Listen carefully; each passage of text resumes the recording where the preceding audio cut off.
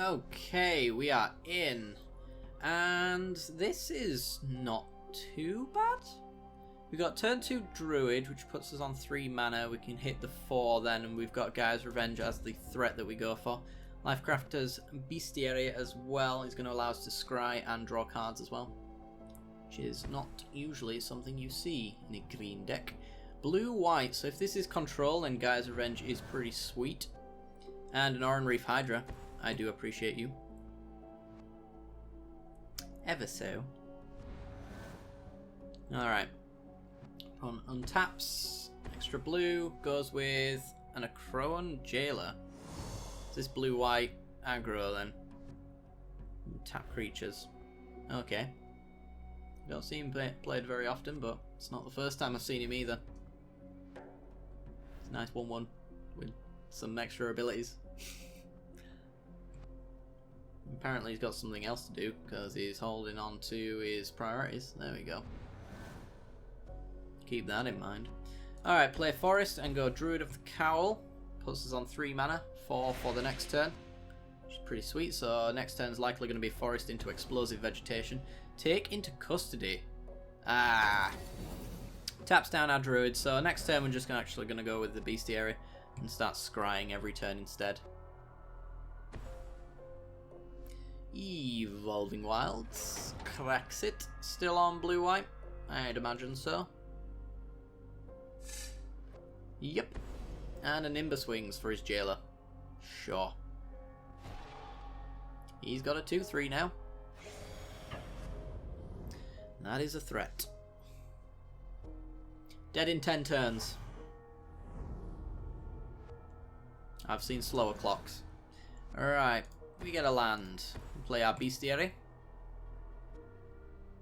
So every upkeep we get to scry one, and whenever we cast a creature we can pay 1 green mana and draw a card from it, which is pretty sweet. Swapping that out for the Elemental Bond from the old deck, which only drew cards for free though if you had creatures with power 3 or more, which not all of our creatures are anymore. So, oh dear, Siegecraft hitting us for 4. That's a problem. Well, we either need to ramp into our beasties quite quick. Explosive Vegetation, another one. We're playing a land and an Explosive Vegetation into 6. Next turn, we're going to be Oran Reef Hydra-ing. But the Explosive Vegetation will make Oran Reef Hydra a 9/9 if we don't hit a land. If we do, he is an 11/11 instead, which is a far quicker clock than his Jailer. Oh, apparently we're taking out, run out of time. Alright. We could even go with Nissa, but she's going to die, so let's go with the Explosive Vegetation. Get 2 lands, up to 6 mana, so we can cast our Hydra, swinging for 1 because we're not using the mana. In fact, with Druid around as well, we can actually draw a card off of the Hydra, which is going to be quite nice.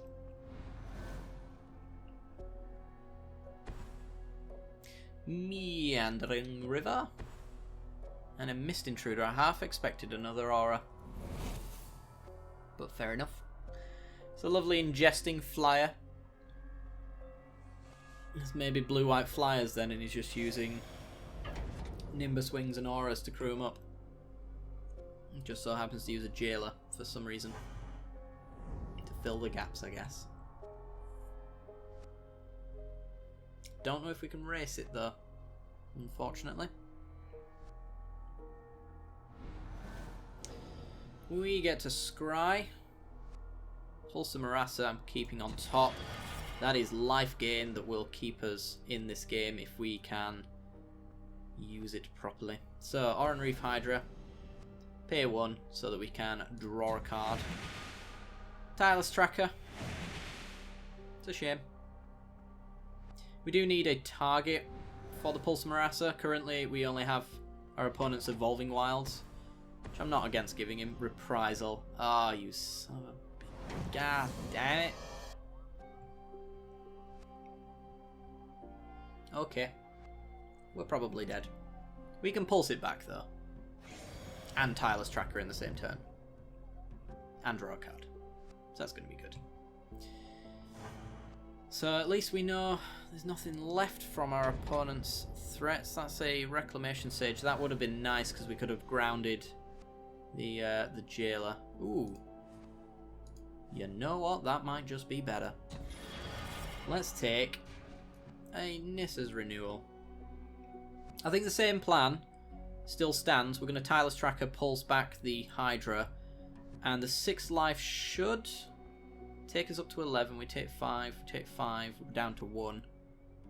Then we play Oran Reef Hydra with a Nissa's Renewal, gain 7 life, put 3 lands in, which is essentially 6 on top of that.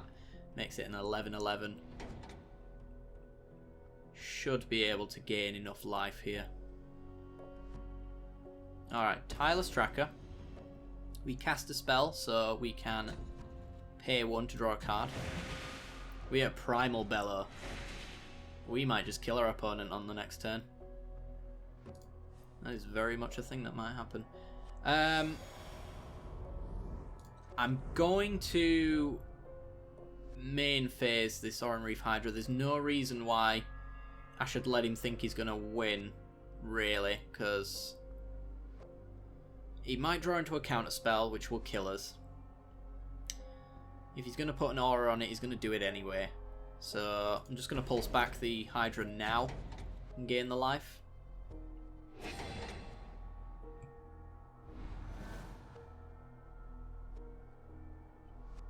So he drew a land and plays it.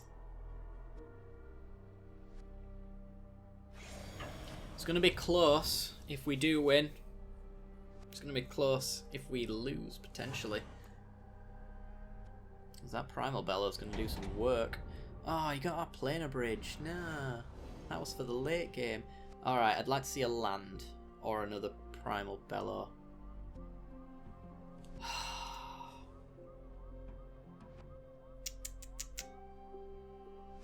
Interesting. If we hit a land, it goes up to a 7. I think 1 Primal Bellow is just enough. We hit a Nissa's Pilgrimage. Huh.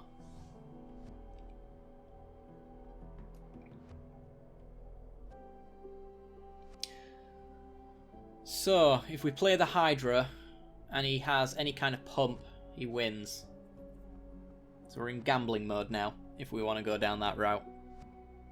If he doesn't, we get an Oran Reef Hydra, which we can pump up quite significantly, and Primal Bellow.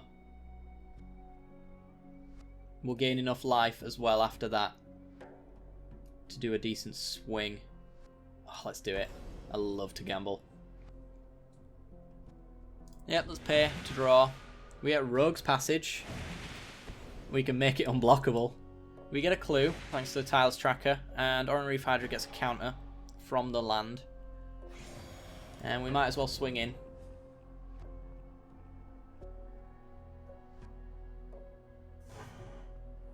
It's going to help us out. So, we take 5 here, if that isn't a decent card. Oh, it's a Nimbus Wings! Ah, oh, so close.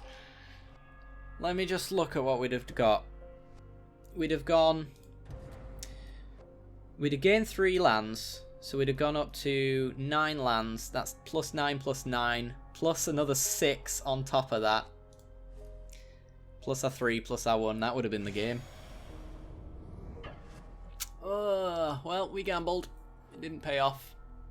But it was fun. I enjoyed it.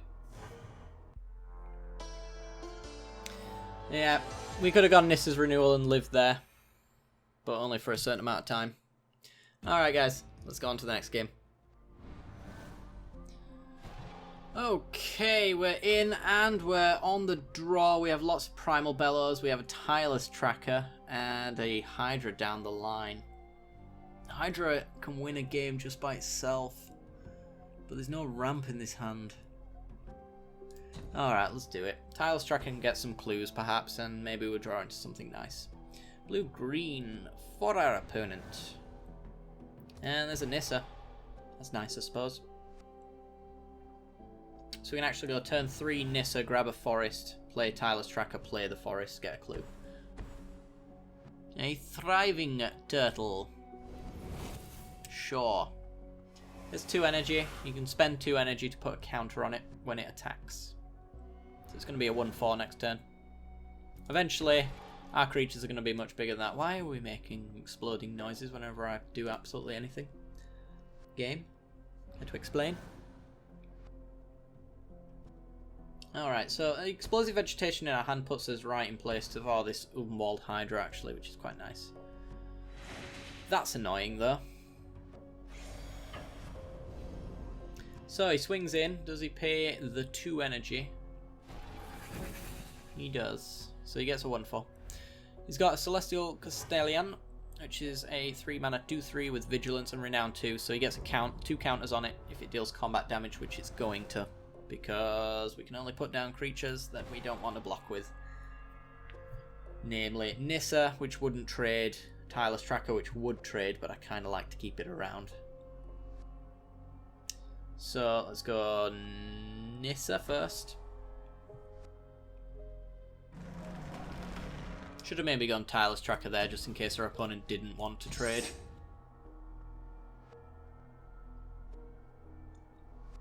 So depending on the psychological profile of our opponent, that might have been a punt. I wasn't going to trade, so if he's going in for that Thunderclap Wyvern. Why? Other creatures you control with flying get +1/+1. This is an odd mashup of cards if I've ever seen one. Well, we're going to block there because we can.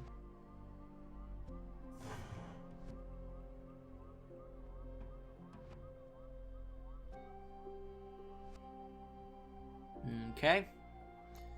It's 2 renown triggers, so he's got a 4/5 now. And we go Tyler's Tracker into a forest.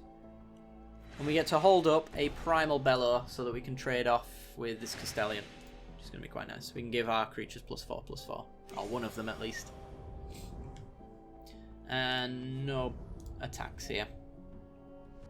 Because he could just block with the Wyvern, which doesn't seem to synergize at all with his deck. Unless he's got 2 of them. Then they do quite well. Okay. Still going to use one of these Primal Bellows on his Castellan if it comes in. And the other person's going to block the turtle if that comes in. Which it is not. Alright. So Tracker goes there. We give it +4/+4. Making it a 7/6 to trade off. We take 3. And then we're going to Explosive Vegetation, which takes us up to the mana we need for the Ulvenwald Hydra. Ulvenwald Hydra doesn't need to grab the Rogue's Passage anymore. Fortunately for us. Alright, we get another clue. Go Explosive Vegetation. Grab some more forests. I just thought if we flipped our Nissa by mistake. Oh, we have. Oops. Oopsie doodles. Well, that's dead. That was a punt. Okay. Forgive me, guys. I'm very tired. Unfortunately. Do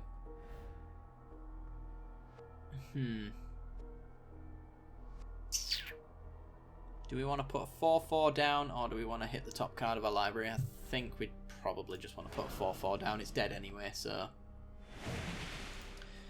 Let's get another creature.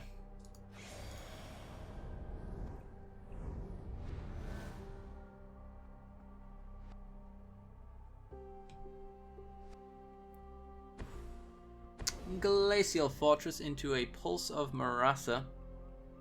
Gets back his creature, gains 6 life, plays the creature. It's going to die again to a Primal Bellow. And Nissa dies. We saw that coming. 3 of those. Sure.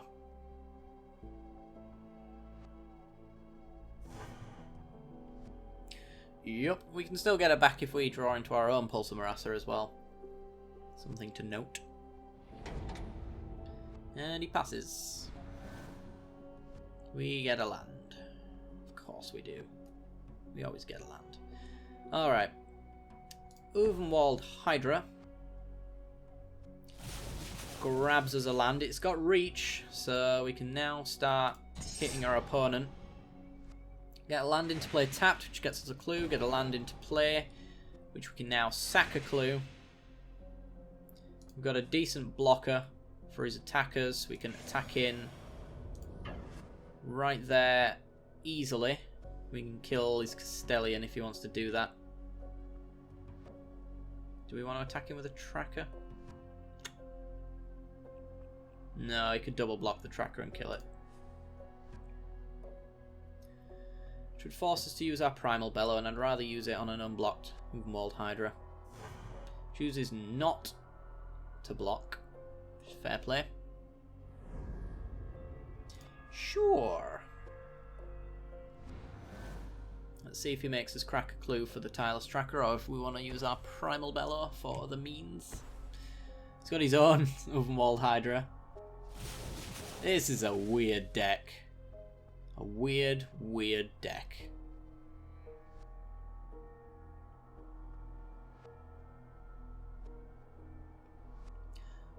So, we can hit him for 20 this turn, depending on how he chooses to block anyway. If we'd have got double Rogue's Passage, would we have won there? We'd have had less forests, so maybe not. I'm too tired to do the math. Probably not. He passes, so we're going to crack a clue. Pump up our Tireless Tracker to a 4-3. And we get a forest. Okay, so we can Rogue's Passage the Hydra.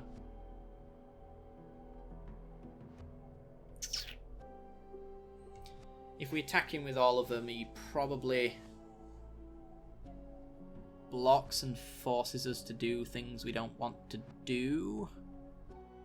I'm going to sack a clue. I'm going to see what we've got. We only need 5 mana open to do our plan. There's a Nature's Way. That's actually what I wanted. More than anything. Because that's going to allow us to kill his Hydra. So, kill his Hydra.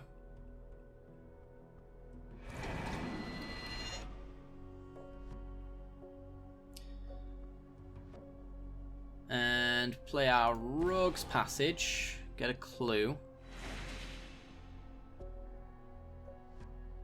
And then we can make our Hydra unblockable. We can hit him for 19 unblockable, which is not enough, so we'll wait until next turn. He's got Vigilance, so we can hold it back to block. Don't think our opponent can kill us on a top deck. So we should have him next turn.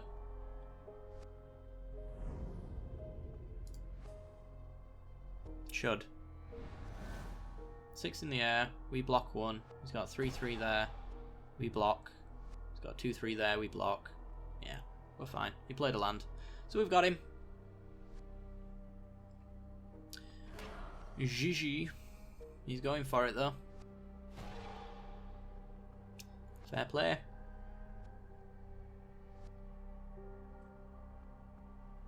Come at me, bro.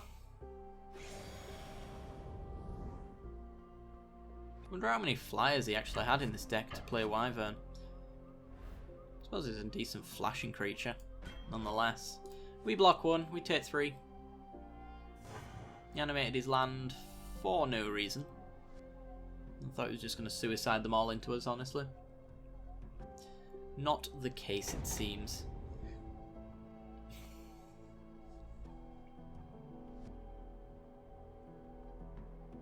But it's fairly obvious play that he knows that he's dead.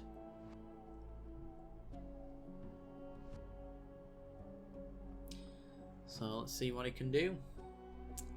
Other than nothing. which is what he's doing right now.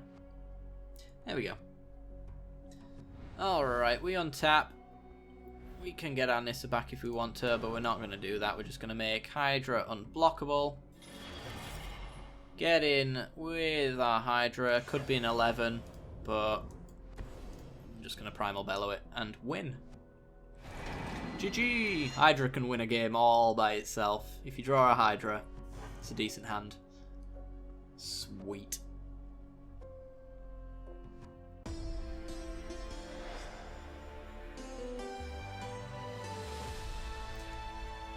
Alright guys, I will see you in the next game. Alright, we're in. Yeah, we can take this. 2 lands into a Dustwatch Recruiter, which could potentially flip and mean that we can cast Nissa even if we don't draw a land, plus Tireless Tracker of course. If we do hit a land though, we go Nissa's Pilgrimage into Explosive Vegetation, and well, there you go. So we can essentially cast everything in our hand, and our hand allows us to cast everything in our deck. So pretty sweet, as long as we don't get interrupted. Black-red into a Smuggler's Copter. Okay. Smuggler's Copter is annoying, but I think we can deal with it. Let's go Forest and Dustwatch Recruiter. If our opponent doesn't cast anything, then our Dustwatch Recruiter will flip, and we get to cast our things next turn. Should be sweet. We do anyway, but now that we've hit this land, should I say, but you know, point still stands. Heir of Falkenrath allows him to crew up his Copter, so he's getting in for 3 here and gets the loot. So this is black-red vampires, if it wasn't obvious prior to this.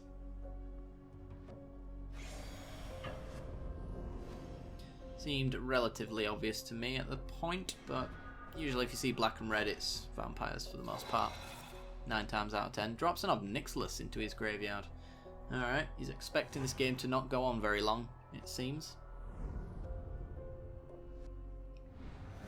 We hit another Dustwatch Recruiter. Okay. In which case, I think... Ooh, how do we want to approach this?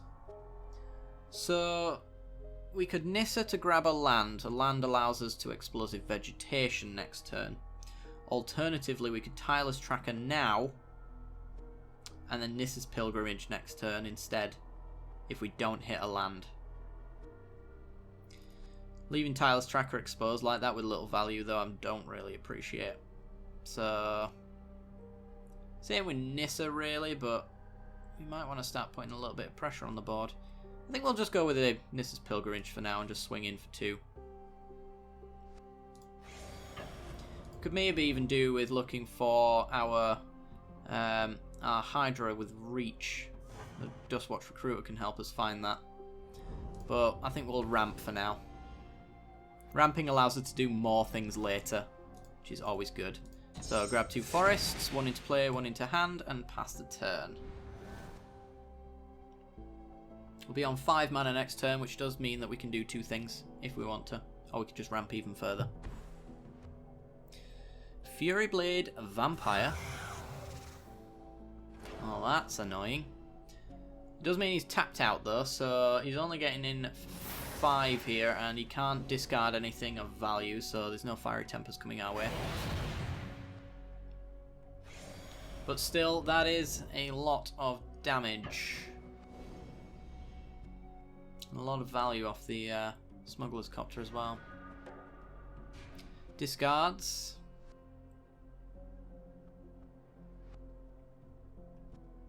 Come on, Matthias. There you go.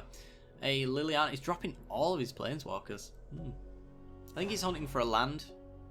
Seems to be a little bit stuck right now. He's hit one though. Okay.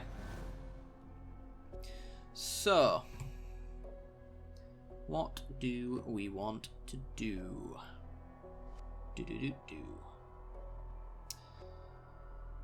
Maybe Tracker into land, into Recruiter gets us a clue and the value off the Tireless Tracker, and it opens up some blockers for us later down the line. Does mean that he's probably going to do some sort of removal for the Tireless Tracker. because he can discard a card to the Heir of Falcon Wrath, and Fiery Temper the tracker away. Which I'm kind of fine with, because it's not pointing at us, and we kind of need to preserve our life total at the moment. We still get a clue out of it anyway. And this way we get a few extra blockers as well. Yeah, it looks like he's going to go... Oh, he's going with a Lightning Axe instead. Fair enough. Discarding a Call the Bloodline. That's fine. We get a clue. Do we want to play it?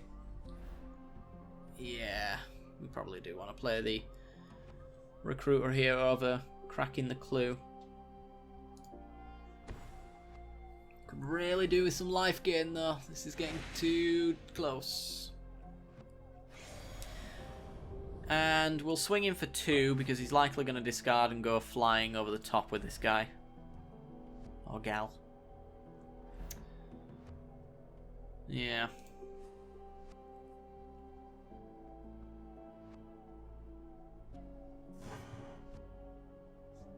He might even use that to crew up his Smuggler's Copter, and in which case Dustwatch Recruiter can actually block this.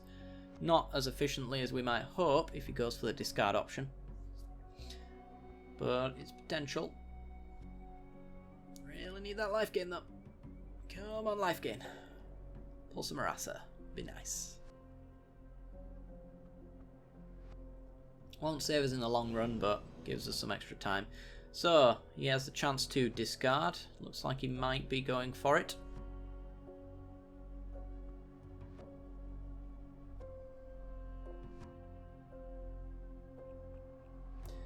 He's making choices, so he's definitely got something he might want to discard. And it's Estencia Masquerade, which gives them first strike when they're attacking. Ugh. Yep. Still got a block though. Getting too close. And also they get a counter as well when they deal combat damage, don't they? Yup. All of our ramp was just not quick enough. We just had the nut draw, to be honest. Oh, it's still first strike, yeah, of course. We really don't block anything more or less for doing this, so maybe he just forgets that it's got first strike. No. Might have encouraged him to do something. You never know. Alright, down to 8. Dead pretty soon. More lands.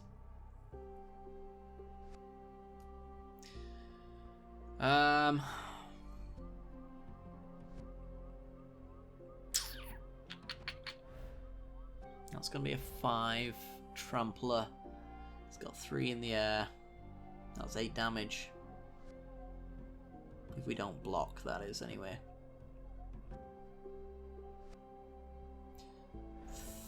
Think I'm going to look with Dustwatch Recruiter. Let's see what options we've got. We can still land into Nissa then as well. We completely whiff. So land into Nissa, grab a forest. That's our extra blocker if we need it. Grab a forest. Thinner deck. No attacks. We cannot afford to. Probably just dead anyway though, to be fair. Our opponent's been running very well, despite having 10 extra cards in his deck.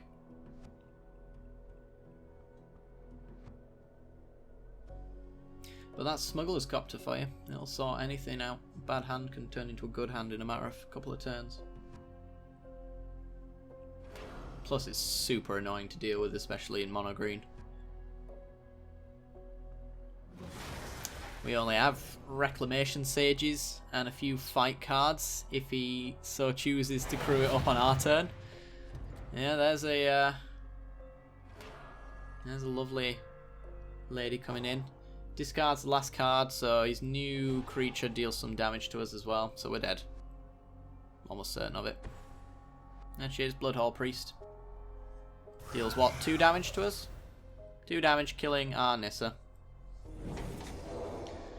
Getting in for 3 and 6. We're not actually dead. We're as good as dead, but we're not dead.